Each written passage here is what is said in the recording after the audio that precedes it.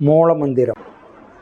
அன்பே சிவம், அறிவே தெய்வம், மனமே குரு, குருவே சரணம், தன்னை அறியும் அறிவே பூரணம்.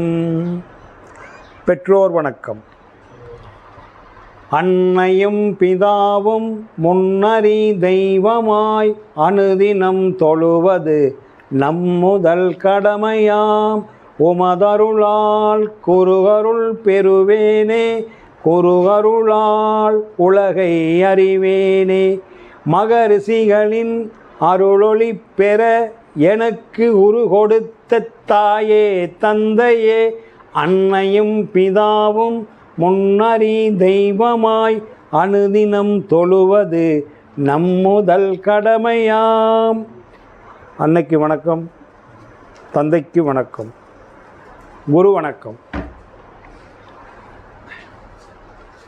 ஓம் ஸ்ரீ ஓம் சர்க்குரு பதமே சாபபாவ விமோச்சனம், ரோக அகங்கார துர்விமோச்சனம், சர்வதேவ சகல சித்த ஒளி ரூபம், சதுர்யுக சத்குருவே அகஸ்தியர் கிறந்த கர்த்தாயா போற்றி. குருவே சரணம். இறை வணக்கம். அண்டபிண்டம் நிறைந்து நின்ற அயன்மாள் போற்றி, அகண்ட பரிபூரணத்தின் அருளே போற்றி, மண்டலம் சூழ் ரவி மதி சுடரே போற்றி, மதுரை தமிழோதும் அகஸ்தியரே போற்றி, எத்திசையும் புகழும் எந்தன் குருவே போற்றி. இடகலையின் சுழுமுனையில் கமலம் போற்றி, குண்டரணைக்குள் அமர்ந்து நின்ற குகனே போற்றி, குருமுனியின் தாளினை எப்போதும் போற்றி போற்றி. இறைவா போற்றி. அருள்சோதி வணக்கம். அருள்சோதி தெய்வம் என்னை ஆண்டு கொண்ட தெய்வம், அம்பலத்தே ஆடுகின்ற ஆனந்த தெய்வம். அருள்சோதி தெய்வம் என்னை ஆண்டு கொண்ட தெய்வம், பொருள்சார் மறைகளெல்லாம் போட்டுகின்ற தெய்வம். போதாந்த தெய்வம், உயர்நாதாந்த தெய்வம், பொருள்சார் மறைகளெல்லாம் போட்டுகின்ற தெய்வம். போதாந்த தெய்வம், உயர்நாதாந்த தெய்வம், இருள்பாடு நீக்கி ஒளி ஈன்றருளும் தெய்வம். எண்ணிய நான் எண்ணியவார் எனக்கருளும் தெய்வம். இருள்பாடு நீக்கி ஒளி ஈன்றருளும் தெய்வம். எண்ணிய நான் எண்ணியவார் எனக்கருளும் தெய்வம். அருள்சோதி தெய்வம் என்னை ஆண்டு கொண்ட தெய்வம். அருள்சோதி தெய்வம் என்னை ஆண்டு கொண்ட தெய்வம். தெருப்பாடல் உகந்தனையும் சிவமாக்கும் தெய்வம், சிற்றபையில் விளங்குகின்ற தெய்வம் இதே தெய்வம். தெருப்பாடல் உகந்தனையும் சிவமாக்கும் தெய்வம், சிற்றபையில் விளங்குகின்ற தெய்வம் இதே தெய்வம். அருள்சோதி தெய்வம் என்னை ஆண்டு கொண்ட தெய்வம். அருள்சோதி தெய்வம் என்னை ஆண்டு கொண்ட தெய்வம். ஐவர்க்கு வணக்கம். அறிவேதான் தெய்வமென்றார் தாயும் ஆனார். அகத்ததுவே மெய்ப்பொருள் என்றெடுத்து காட்டி அறிவதனை அறிவித்தார் திருவள்ளுவர். அவ்வறிவை அறிவதற்கு முறைகள் சொன்னார் அறிஞர் திருமூலர். அவ்வறிவில் ஆழ்ந்து ஆனந்த கவி தந்தார் ராமலிங்கர். அவ்வறிவுக்கு திருக்கோவில் அமைத்தார் அருள் தந்தை வேதாத்திரியார். அறிவில் அறிவாய் நிலைத்து அறம் வகுத்து வாழ்ந்து காட்டினோர் நினைவு கூர்வோம். யாரொருவர் குருவை மதித்தொழுகினாலும் தப்பாது குரு உயர்வு மதிப்பவர் தம்மை தரத்தில் உயர்த்தி பிறவி பயனை நல்கும். குருவே சரணம்.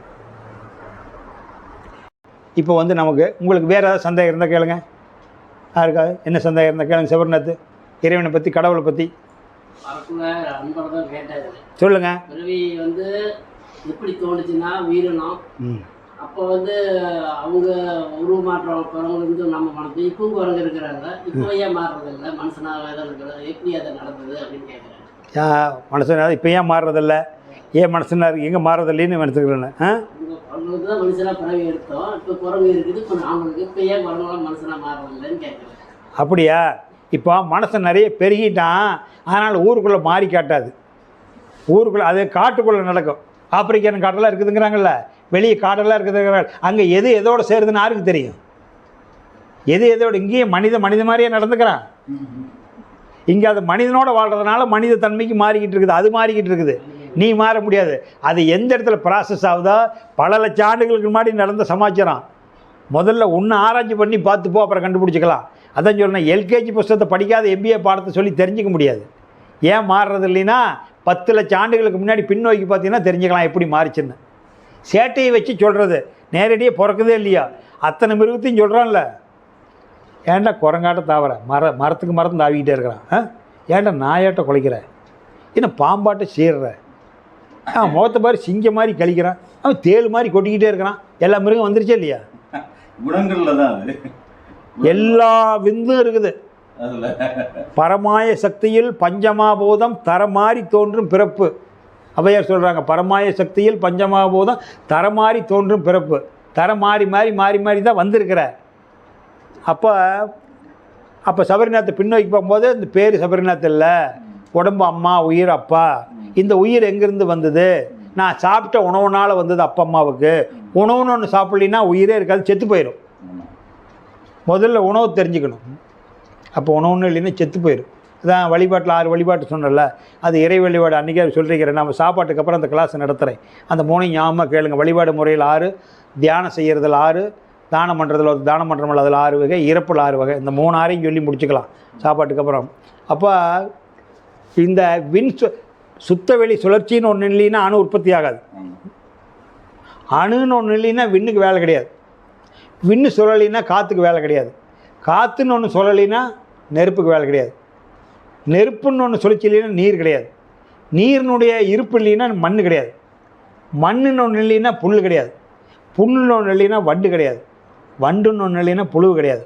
புழுன்னு ஒன்று இல்லைன்னா பரப்பனை கிடையாது. பரப்பனை இல்லைன்னா நடப்பனை கிடையாது. நடப்பனை ஒருத்தன் இல்லைன்னா மானிடம் கிடையாது. எல்லாம் ஒன்றுலேருந்து ஒன்று தரமாற்றி உருமாற்றி வந்துடும். அது அந்த நோட்டு பணமெல்லாம் உங்கள்கிட்ட சொன்ன வித்தியாசம்.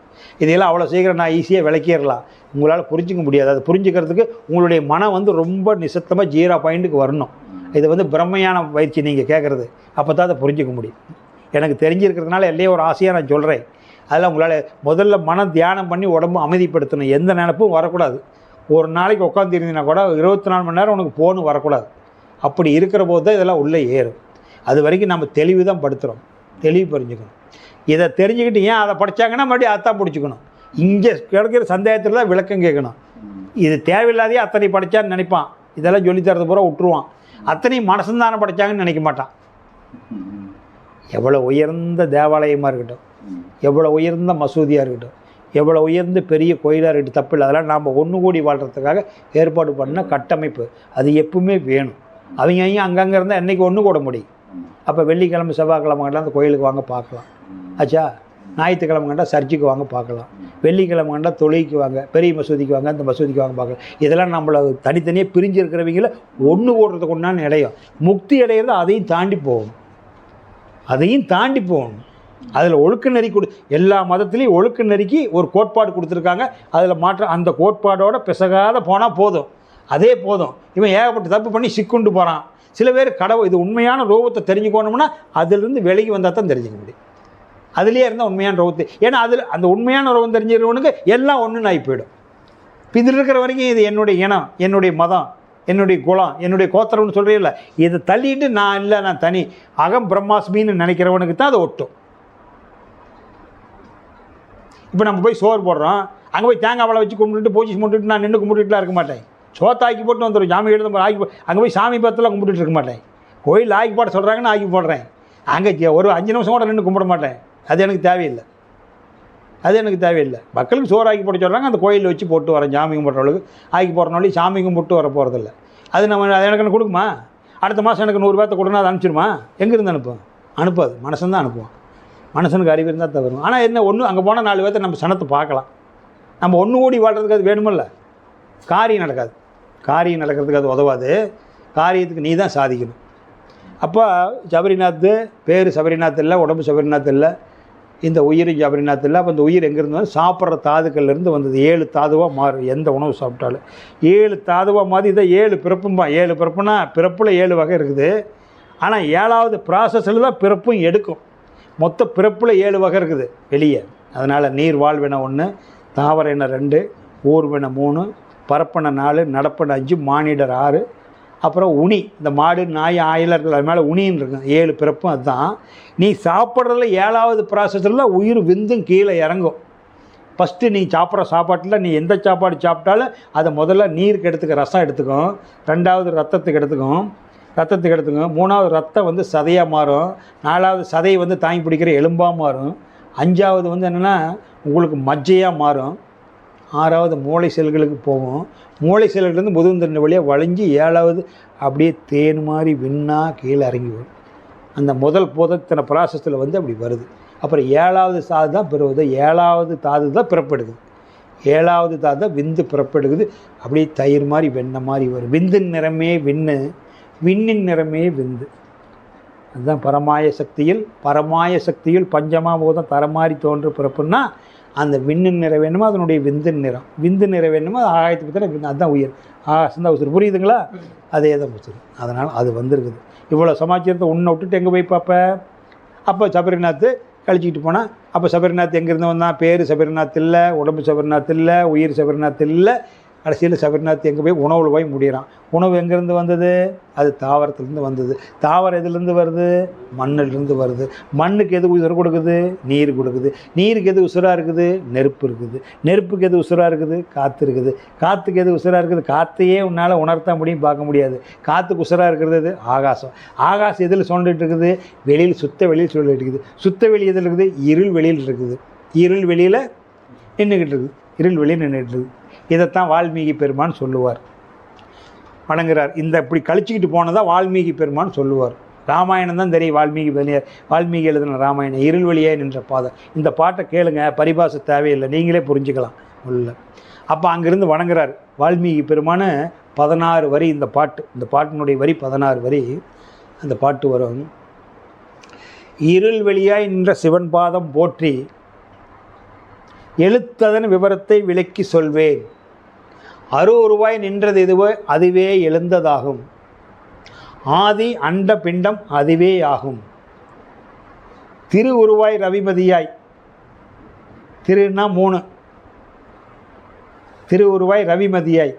அச்சா, ரவி மதி, அப்பா அம்மா, ரவிமதியாய், ரவிமதி சூரியன் சந்திரன். திரு உருவாய் ரவிமதியாய். அப்பா நின்ற ரூபம், அது ஒரு உருவமாக நிற்குது. இருள் வழியாய் நின்ற சிவன்பாதம் போற்றி, எழுந்ததன் விவரத்தை விளக்கிச் சொல்வேன். அரு உருவாய் நின்றது எதுவே அதுவே எழுந்ததாகும். ஆதி அந்தம் அண்ட பிண்டம் அதுவே ஆகும். திரு உருவாய் ரவி மதியாய் நின்ற ரூபம் சிவசக்தி திருமாலின் ரூபமாகும். சிவன் சக்தி திருமால் மூர்த்தி ரூபம். இது அண்டத்தில் இருக்குது. இது அண்டத்தில் இருக்குது. குழந்தை பிறந்துருச்சு, இடிச்சிக்கிட்டே இருக்குது, மேலே ஏறியே இறங்கிட்டு இருக்குது. ஆனால் இது பிண்டத்துக்கு இறங்கணும். குழந்தை பெருசாக ஒவ்வொரு பாயிண்ட்டுக்கு 2, அதனால தான் 2 வருஷம் ஓடி நினைப்பாங்க. 12 வருஷத்துக்கு அப்புறம் தான் இங்கே கொடுப்பாங்க. 12வது வருஷம் தான் இங்கே கொடுப்பாங்க. அப்போ அந்த விந்து கொஞ்சம் கொஞ்சமாக சுரங்கி சாப்பிட்டு, பால் குடிக்கிறதில்ல, சாப்பிட்டு குடிச்சு வந்து பாயிண்ட் இறங்கி வந்து 12 வருஷம் ஆகிடும். 6 மையத்துக்கு இங்கேருந்து கீழே இறங்கி வரதுக்குள்ள 12 வருஷம் ஆகிடும். திரு உருவாய் ரவிமதியே நின்ற ரூபம் சிவசக்தி திருமாலின் ரூபமாகும். அப்போ சிவம் உயிராகவும் சக்தி உடலாகவும் திருமாலும் மனமாக இருக்குது. உடல் உயிர் மனம், இதுதான் சிவன் சக்தி திருமால் தான் உடல் உயிர் மனம். உடல் சக்தி, உயிர் சிவம், மனம் திருமால். ஏன் மனம் இன்னும் கூட ஈஸியாக புரிஞ்சுக்கிற மாதிரி சொல்கிறேன். இது வந்து ஆன்மா உயிர். வெளி வருதா வாயில்? உடம்பு உயிர். ஓ இம்மு மனம், உள்ளே போகுதா?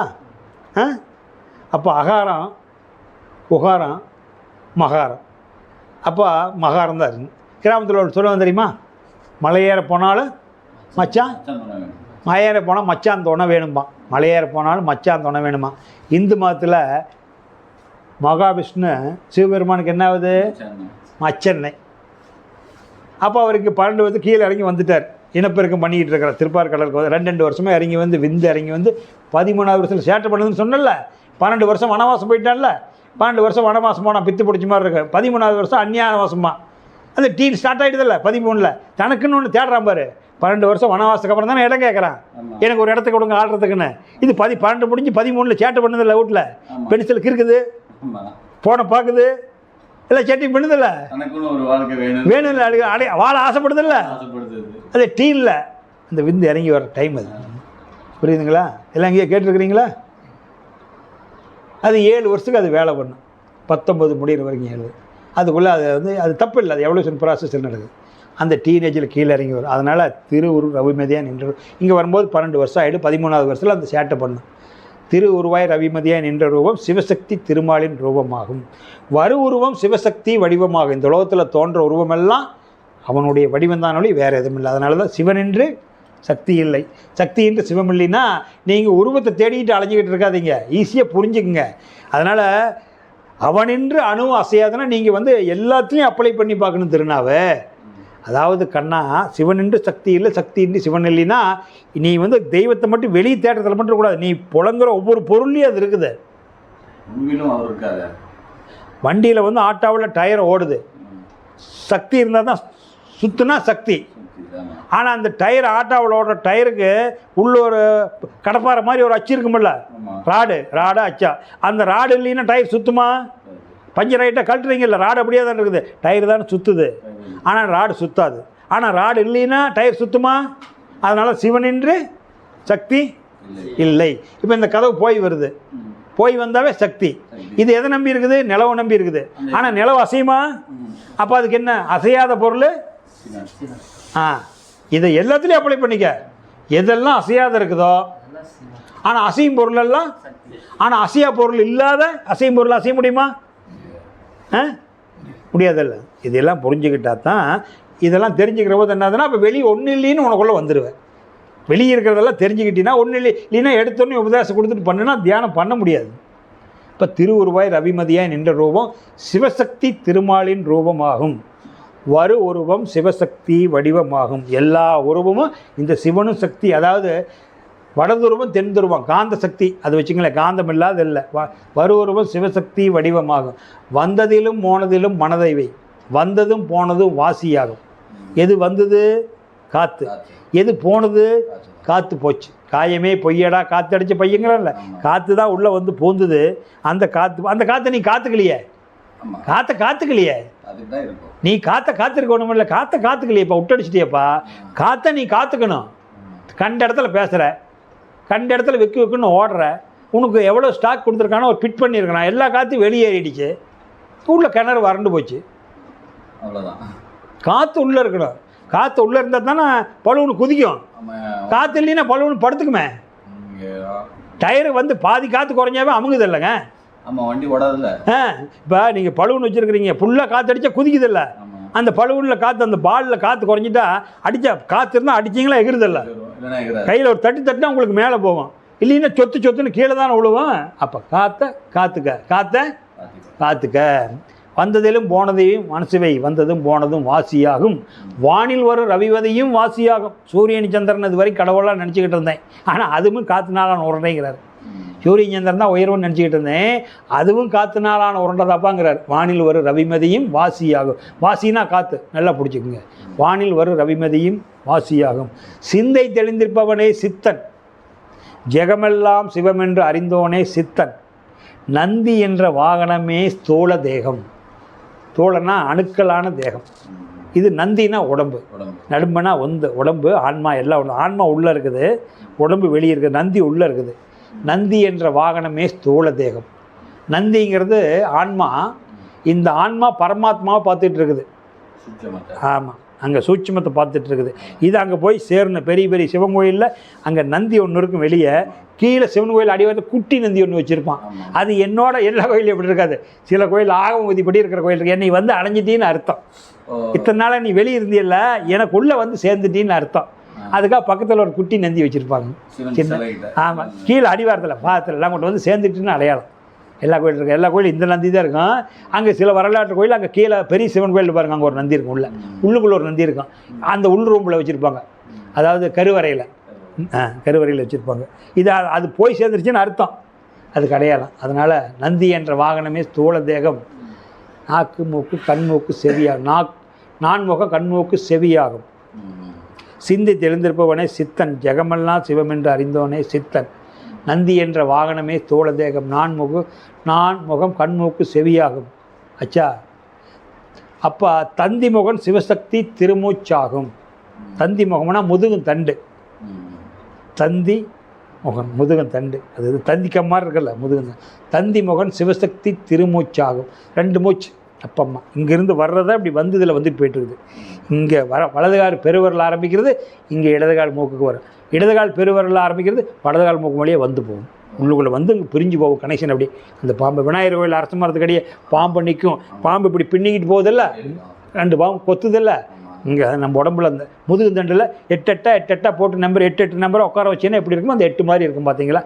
அந்த எலும்புக்கு நடுவாண்டா வர்றது நடுநாடி, அந்த 2 நாடி பின்னிக்கிட்டு வருது.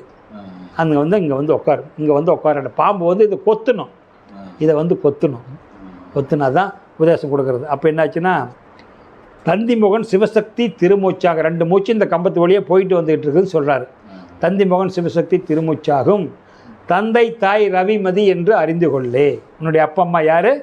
ரவிமதி, சூரியன். அதனால் சூரிய வம்சங்கிறாங்க, சந்திர வம்சங்கிறாங்க. தாலியில் சில பேர் போடுவாங்க தெரியுமா, சில பேர் சூரியன் போட்டிருப்பாங்க, சந்திரன் போட்டிருப்பாங்க, சூரியன் சந்திரன் போட்டிருப்பாங்க தாலியில், அதெல்லாம் போட்டிருப்பாங்க தெரியுமா. அதான் சூரியன் தந்தை. உண்மையான தாய் தந்தையார் அவங்க தான். ஏன்னா உன்னுடைய அப்பா அம்மானா அவங்க தனியாக வள்ளியே, அதுக்கு அப்பா அம்மா, அதுக்கு அப்பா அம்மா, அப்பா அம்மா, அப்பா அம்மா, அப்பா அம்மா போயிட்டே இருக்குமே. அதனால சொல்கிறார் அந்த பாட்டு. இந்த பாட்டு அருமையான பாட்டு. பார்த்தீங்களாவே அந்த விளக்கம் நான் நிறையா இதில் இந்த பாட்டு சொல்லியிருக்கிறேன் இடத்துல, ஒரு 50 இடத்துக்கு மேலே வரும்.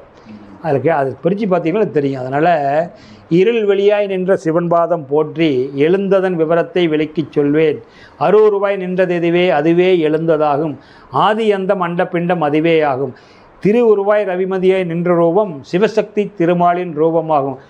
உருவம் சிவசக்தி வடிவமாகும். வந்ததிலும் போனதிலும் மனதேவை, வந்ததும் போனதும் வாசியாகும். வானில் வரும் ரவிமதியும் வாசியாகும். சிந்தை தெளிந்திருப்பவனே சித்தன், ஜெகமெல்லாம் சிவமென்று அறிந்தோனே சித்தன். நந்தி என்ற வாகனமே தோளதேகம், நான்முகம் கண்மூக்கு செவியாகும். தந்தி முகன் சிவசக்தி திருமூச்சாகும். தந்தை தாய் ரவிமதி என்று அறிந்து கொள்ளே. இதுதான் வந்து வால்மீகி பெருமானுடைய பிரபஞ்ச பரிணாம பாட்டு. பிரபஞ்ச பரிணாமம் எப்படி வந்து நமக்குள்ளே சேர்ந்துருக்குதுன்னு அருமையாக கொடுத்துட்டார். ஏன்னா தெளிவுக்காக இதெல்லாம் இந்த பாட்டெல்லாம் லேசான பாட்டை தெரிஞ்சுக்கிட்டு சிவவாக்கியர் திருமூலர் பாட்டுக்குள்ளே உள்ள போனீங்களா தான் அதை ஈஸியாக புரிஞ்சிக்க முடியும். எடுத்தோன்னே நான் அதுக்கு விளக்கம் சொல்லிடுவேன், அது உங்களுக்கு புரிஞ்சுக்கிறது கஷ்டமாக இருக்கும், கொஞ்சம் கரடு முரடாக இருக்கும். இதை ஈஸியாக புரிஞ்சுக்கிற போது அதை நீங்கள் ஈஸியாக புரிஞ்சுக்கலாம், நல்லா ஈஸியாக அதுவுமே தெரிஞ்சுக்கலாம். அதே மாதிரி உங்களுக்கு எஸ்பிபி ஐயா ஒரு பாட்டு பாடிட்டு போயிருக்கிறார். எஸ்பிபி ஐயா பாடிருக்கிறார். இதில் அவர் திருச்செங்கோட்டுக்கார அண்ணன் முத்து முருகானந்தம் நிறையாயிட்டு அதை கேட்டார். அவரு கூட போராடிக்க என்னடா ஐயா எப்போ பார்த்தாலும் இதையே சொல்கிறாரேன்னு. ஆனாலுமே கூட தெளிவுக்கு சொல்லித்தானே அவனை. 1ஆம் கிளாஸுக்கு வர்ற பிள்ளைங்களுக்கு அதே தான் நடத்தி ஆகணும். நீங்கள் வந்து காலேஜ் முடிச்சுட்டு போயிட்டீங்க, ஆனாலும் புதுசாக இருக்குமில்ல. அதனால் என்ன ஆகுதுன்னு கேட்டிங்கன்னா அந்த பாட்டை ஏன் திருப்பி அரைக்கத்தானே சந்தனம் மணக்கும். நீங்கள் திருப்பி கேட்கும்போது உங்களுக்கு அந்த ஞாபகத்துக்கு வரும் அந்த பாட்டு. அதனால் அருமையான பாட்டு, நல்லா கவனமாக கேளுங்க. எஸ்பிபி ஐயா பாடியிருக்கிறார். அப்படியே ஆன்மீகத்தை கொட்டிட்டு போயிட்டார். உண்மையுமே தெய்வ பிறவிதான் வரலாம். அந்த ஆன்மீகத்தை என்ன பண்ணியிருக்கிறார், கொட்டிட்டார், அப்படியே கொட்டிட்டார்.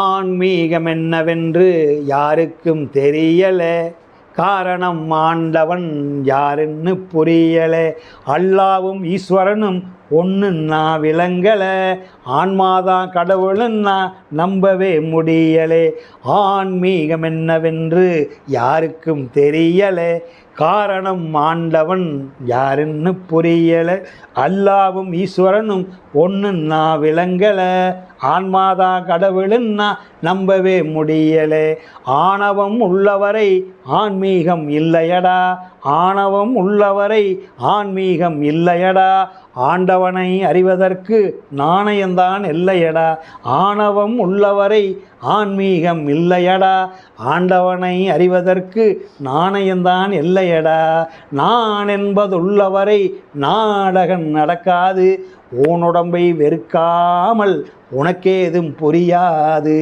ஆன்மீகம் என்னவென்று யாருக்கும் தெரியலை, காரணம் ஆண்டவன் யாருன்னு புரியலே, காசியில் நீ குளிச்சாலும் வாசிய நீ பிடிச்சாலும் சக்தி தரும் மந்திரங்கள் 1000 நீ படித்தாலும் ஆசை குணம் அடங்காமல் ஆண்டவனும் தெரியாது, ஆண்டவனாய் நீ இருந்தும் தேடுவது குறையாது, காசியிலே குளிச்சாலும் வாசிய நீ பிடிச்சாலும் சக்தி தரும் மந்திரங்கள் 1000 படித்தாலும் ஆசை குணம் அடங்காமல் ஆண்டவனும் தெரியாது, ஆண்டவனாய் நீ இருந்தும் தேடுவது குறையாது. பகுத்தறிவு என்பதெல்லாம் காசு பணம் சேர்த்திடத்தான். பகுத்தறிவு என்பதெல்லாம் காசு பணம் சேர்த்திடத்தான்.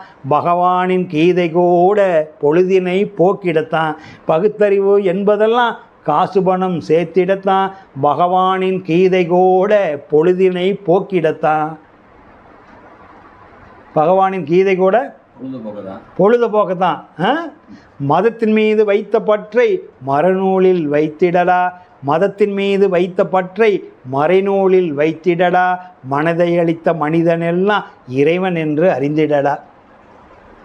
மனதை அளித்த மனிதன் தான் இறைவனாக முடியும்.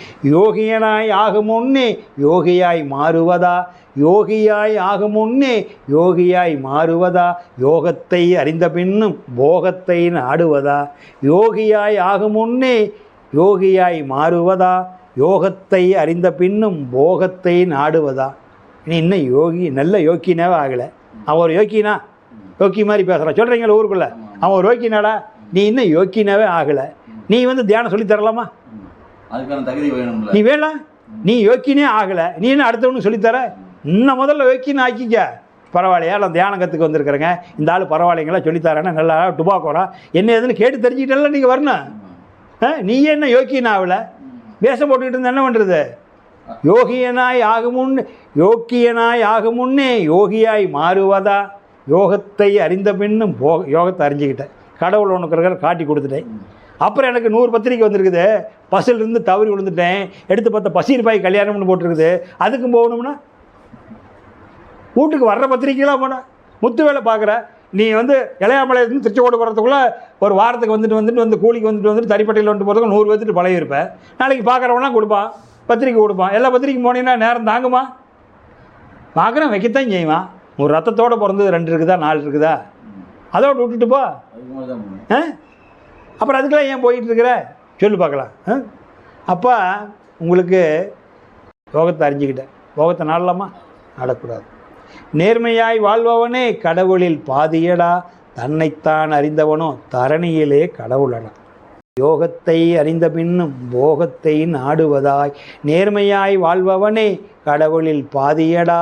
தன்னைத்தான் அறிந்தவனோ தரணியிலே கடவுளடா.